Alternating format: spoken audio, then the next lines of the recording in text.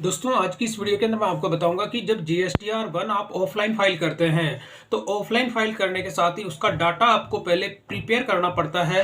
यानी आप उसका डाटा को जो प्रिपेयर करेंगे वो कैसे इसको प्रिपेयर करेंगे वही मैं आपको इस वीडियो के अंदर बताऊंगा। और इससे प्रीवियस वीडियो मैंने आपको बताया था कि आपका ऑफलाइन जो टूल होता है उसको आप कैसे डाउनलोड करेंगे। डाउनलोड करने के साथ ही इंस्टॉल करने का जो प्रोसेस था वो मैंने इसमें कंप्लीट आपको बताया था। अब यहाँ पर उसी में से आप देखेंगे GSTR 1 की एक एक्सेल की जो टेम्पलेट होती है वो टेम्पलेट है। और इसी के अंदर मैं आपको दिखाऊंगा B2C, यानी B2C है मेरे सारे के सारे इनवॉइस और इसमें स्मॉल इनवॉइस है। तो यहाँ पे आपको जो है डेमो डाटा मिलता है उसके अंदर। तो यहाँ पर आप सबसे पहले टाइप की अगर मैं बात करूँ तो टाइप के अंदर आपको दो ऑप्शन देखने को मिलते हैं। एक ऑप्शन होता है OE और एक सेकेंड वाला होता है E। तो आपको क्या करना होता है, यहाँ पे ई का मतलब होता है ई वे बिल। अगर आपने कोई ई वे बिल इशू किया होता है तो उस केस में आपको ई सेलेक्ट करना है। और अगर आपका ई वे बिल नहीं है तो आपको ओ ई सेलेक्ट करना है। तो यानी ओ ई का मतलब होता है अदर एरर, यानी अदर एरर्स का मतलब होता है कि आप इस डाटा को अमेंडमेंट कर सकते हैं। तो यहाँ पर आपको जितने भी एंट्रीज होगी उन सबके अंदर आपको ओ ई सेलेक्ट करना है। और इसमें आपको क्या होता है कि यहाँ पे स्टेट वाइज यानी प्लेस ऑफ सप्लाई जो आपका होता है उसमें स्टेट वाइज आपको यहाँ पे एंटर करना होता है।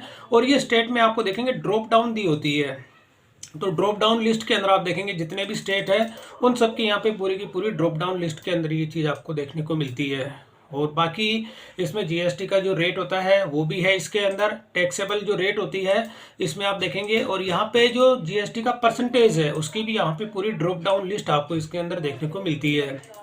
तो ये तो हो गया कि आप अगर इसमें प्रिपेयर करते हैं तो एक एक एंट्री को आप मैनुअल इसके अंदर स्टेट का जो नेम है उसको आपने ड्रॉप डाउन लिस्ट में से सेलेक्ट किया और सेलेक्ट करने के बाद में उसके आगे आपका जीएसटी परसेंटेज आप सेलेक्ट करते हैं। उसके बाद उसकी टैक्सेबल वैल्यू आप एंटर करते हैं।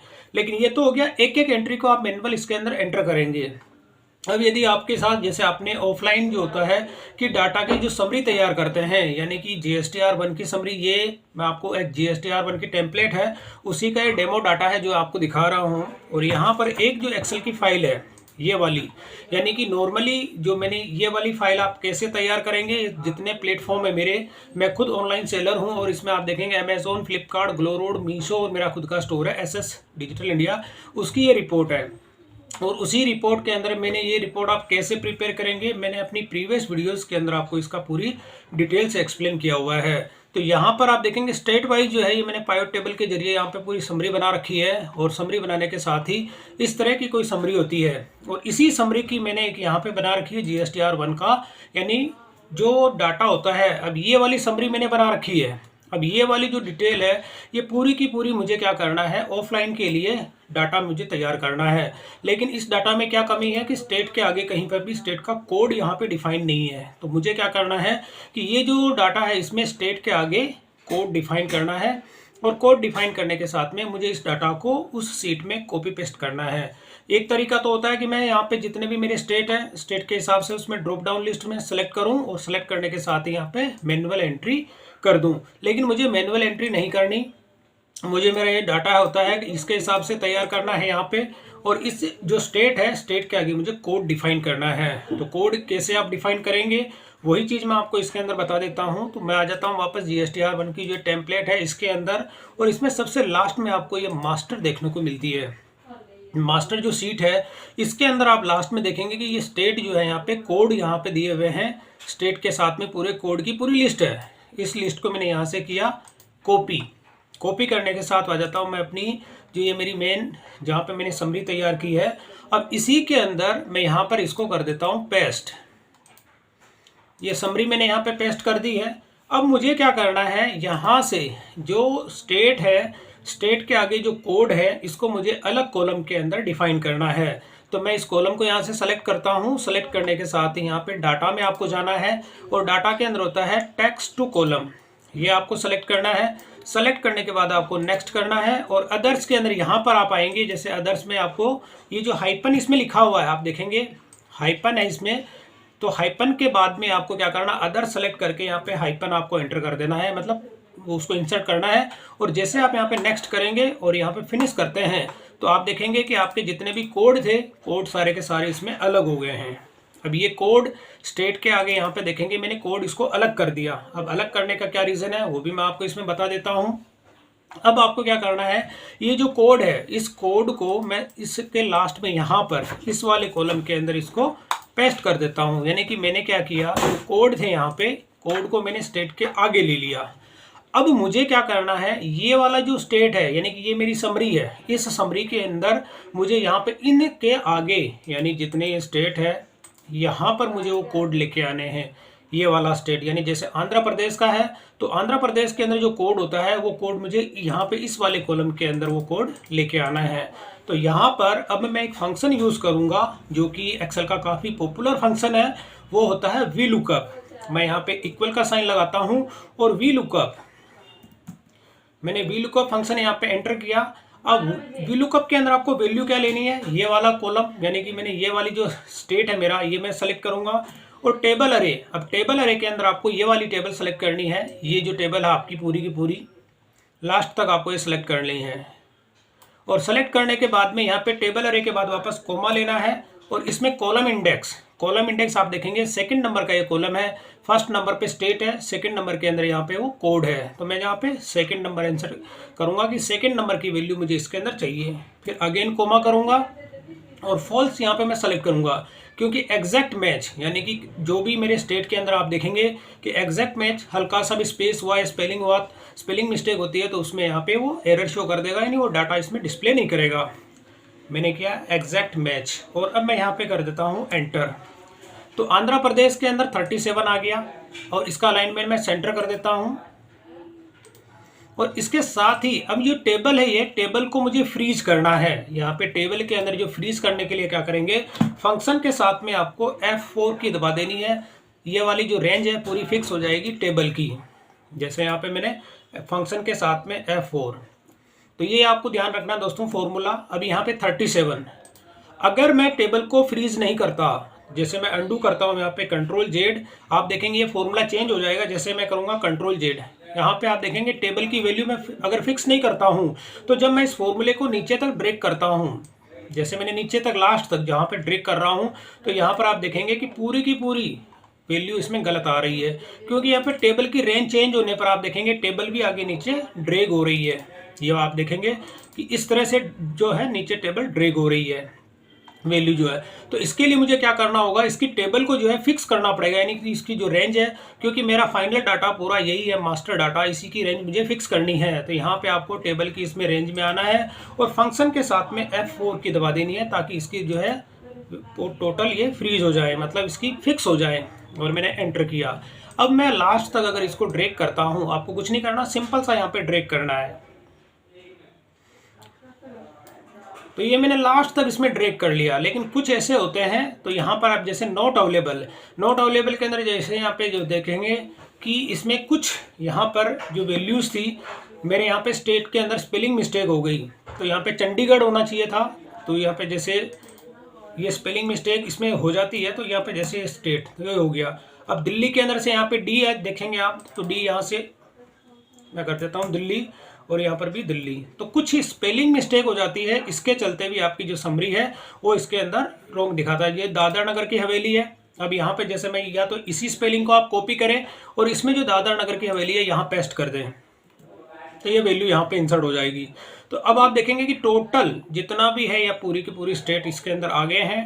अब आपको क्या करना है, ये वाली जो वैल्यू है अब इनको आपको स्टेट के साथ में मर्ज करना है। तो मर्ज करने के लिए आप क्या करेंगे, अब ये वाला जो कॉलम है इसको आप कॉपी पेस्ट कर देंगे एज ए वैल्यू, या फिर मैं ये करता हूँ एक कॉलम यहाँ पे इंसर्ट करता हूँ और अब यहाँ पर मुझे स्टेट से पहले जो है इसको कोड को लेना है।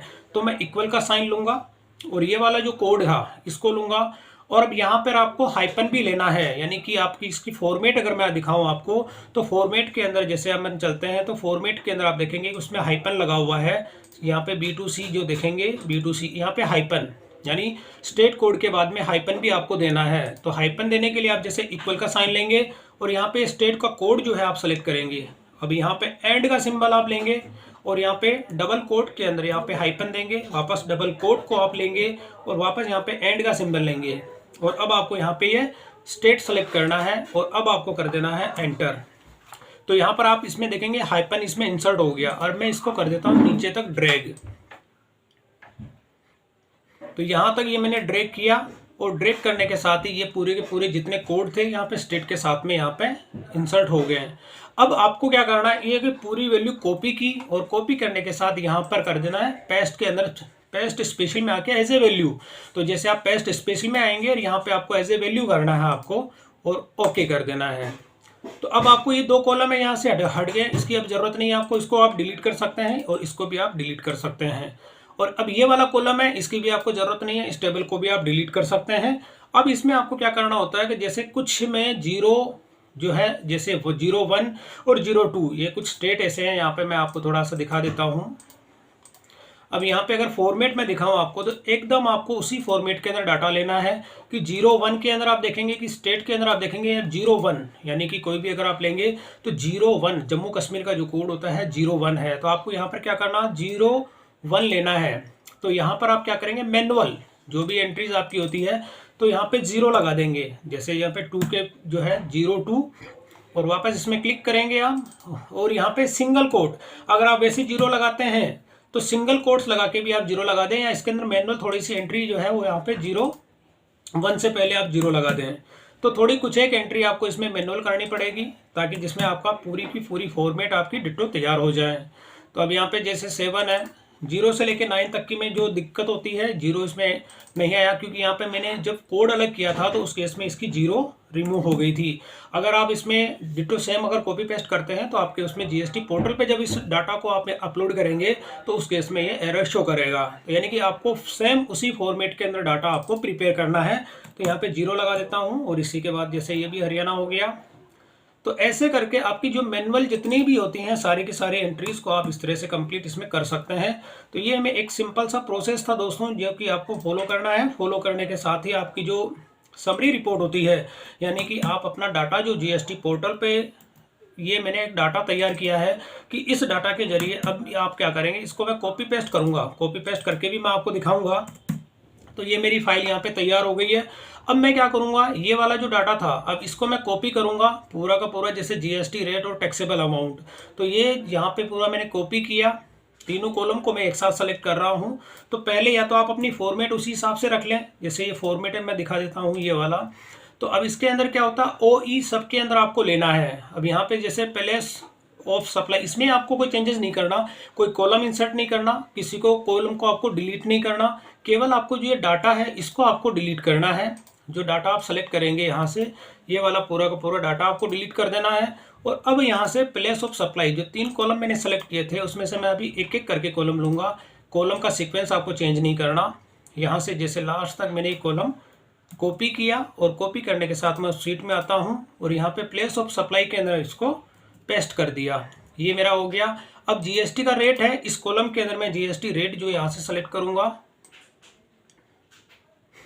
लास्ट तक मैंने जो जीएसटी रेट है इसको कॉपी किया और जीएसटी रेट के अंदर मैंने इसको पेस्ट कर दिया। अब टैक्सेबल अमाउंट है, टैक्सेबल अमाउंट जो भी यहाँ पे मैं ले लेता हूँ, ये टैक्सेबल अमाउंट है मेरा,